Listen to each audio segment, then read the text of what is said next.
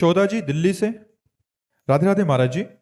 महाराज जी, आप कहते हैं कि जब बड़े बड़े ऋषि मुनियों के ध्यान में भी प्रभु सदा नहीं आते, तो हम जैसे ग्रस्त के जीवन में कैसे आ सकते हैं महाराज जी? यही यही आश्चर्य की बात है कि वो बड़े बड़ों के ध्यान में नहीं आते, लेकिन आगे जो पंक्ति लिखी है उसको ध्यान से सुनिए।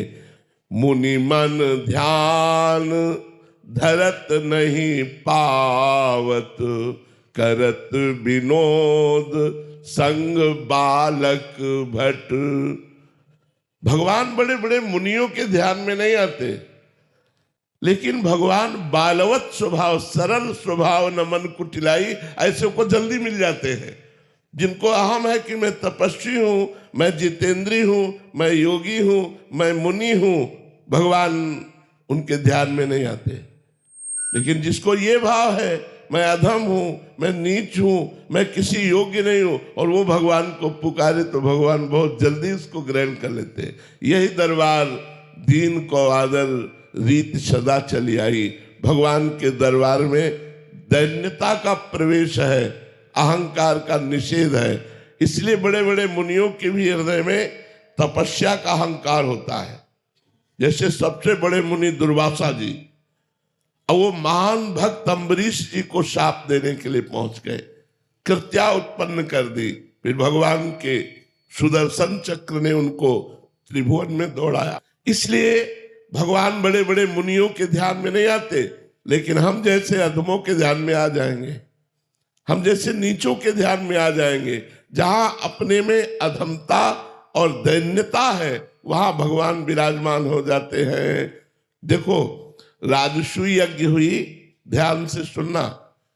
राजसू यज्ञ में एक शंख रखा गया था कि जिस समय यज्ञ की पूर्णता होगी तो शंख अपने आप बज जाएगा।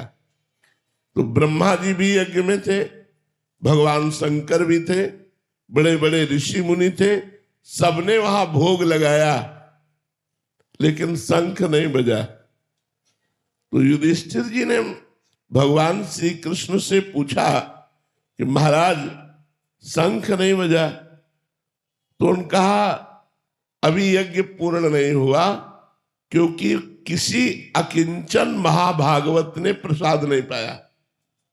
बोले इतने बड़े बड़े सिद्ध ऋषि मुनि आए और उनके प्रसाद पाने से शंख नहीं बजा, और अकिंचन भक्त, तो कौन ऐसा अकिंचन भक्त रह गया जो राजस्व यज्ञ में निमंत्रण नहीं दिया गया? भगवान ने कहा तुम्हारे द्वारे रोज आते हैं वो।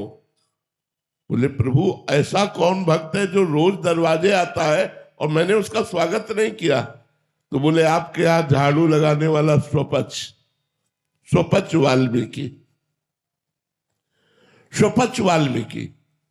बोले प्रभु वो अनन्य भक्त है?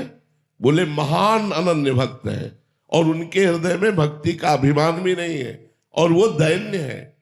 अर्जुन और भीमसेन को भेजा, जाओ उनके घर और उनको निमंत्रण देके बुलाओ और रसोई तैयार करें द्रौपदी, और जब उनको सम्मान से पवाओगे तब यज्ञ पूर्ण होगा। तो स्वपच वाल्मीकि के यहां जब अर्जुन और भीम जी गए तो वो रो रहे थे भगवान का नाम जप करते हुए, हा कृष्ण हा कृष्ण।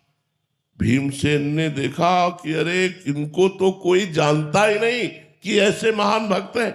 ये तो एक हाथ में डलिया, एक हाथ में झाड़ू लिए दोना पत्तल वहां उठाते, लेकिन ऐसे महान भक्त साष्टांग दंडवत। जो इस साष्टांग दंडवत किया, तुम कहा अरे मालिक आप ये क्या कर रहे हो, हम तो आपके नौकर हैं, हम तो आपके द्वारा पोषित है। उन्होंने कहा भगवान श्री कृष्ण ने अब आपका रहस्य खोल दिया है, अब आपको निमंत्रण देने आए हैं। और आपको बोले हम तो रोज जूठन पाते हैं, हमें निमंत्रण की क्या जरूरत? बोले नहीं, भगवान ने कहा है। तब उन्होंने कहा भगवान की तरफ प्रलय कोप से कहा कि मैं छुप करके आपका भजन करना चाहता हूं, लेकिन आप प्रकाशित ही करना चाहते हैं, तो यदि आप प्रकाशित करना चाहते हैं तो मैं छुप कैसे सकता हूं, अवश्य आऊंगा। तो उनको पालकी में बैठाल करके राजस्व यज्ञ में बुलाया गया। द्रौपदी जी ने स्वयं भोजन तैयार किया, और जब वो पाने बैठे तो खीर, सब्जी, दाल, कढ़ी, ये सब एक में मिला लिया, सब मिला लिया। द्रौपदी जी को अच्छा नहीं लगा, पूरी रात अलग अलग व्यंजन बनाती रही। स्वपज वाल्मीकि जी ने पाया, लेकिन शंख नहीं बजा। युधिष्ठिर जी ने कहा, महाराज आप तो कह रहे थे अकिंचन महाभागवत स्वपच जी जब पालेंगे तो शंख बज जाएगा।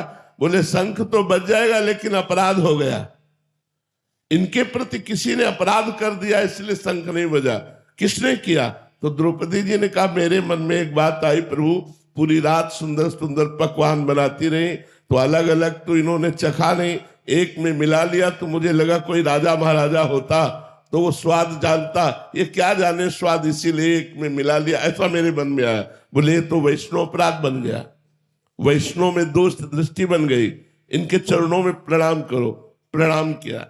भगवान ने कहा स्वपच वाल्मीकि जी से कि आपने ये सब एक में क्यों मिला लिया, अलग अलग स्वाद क्यों नहीं लिया? तो बोले प्रभु आप स्वाद लेने वाले तो आप हैं, हम तो प्रसाद पाते हैं और प्रसाद का स्वाद नहीं होता, इसीलिए हमने सब में मिला लिया कि प्रसाद तो चिदानंदमय होता है, मैं अलग अलग कढ़ी सब्जी का स्वाद ये तो आप लेते हैं, मैं तो प्रसाद पाने वाला हूं। जे ही द्रौपदी जी ने प्रणाम किया, बड़ी जोर से शंख गर्जना होने लगी, पूर्णता हो गई। तो हम ये बताना चाहते हैं कि जहां दैन्य है, जहां अकिंचनता है, जहां अहंकार नहीं है, वहां भगवान हृदय में प्रकाशित होते हैं। अगर अपनी तपस्या का भी अहंकार है तो चाहे जितना ध्यान लगा लो,